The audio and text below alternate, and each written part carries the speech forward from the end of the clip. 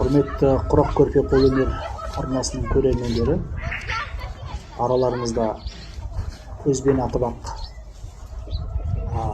қойлардың, малдардың қанша салмақ тартатынын айтып беретін шопандар бар, мықты тәжірибелі шаруа адамдар бар. Сіздердің барлықтарыңызға бір сұрақ.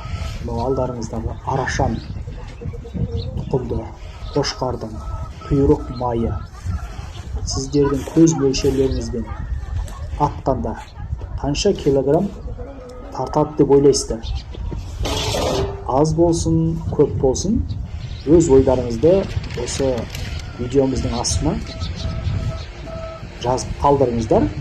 Кейінірек мен сіздерге шын мәнінде бұл құйрық майдың таза неше килограмм салмақ бергенін жазатын боламын.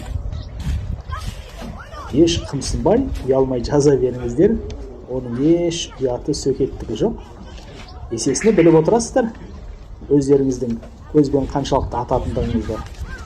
Кеттік.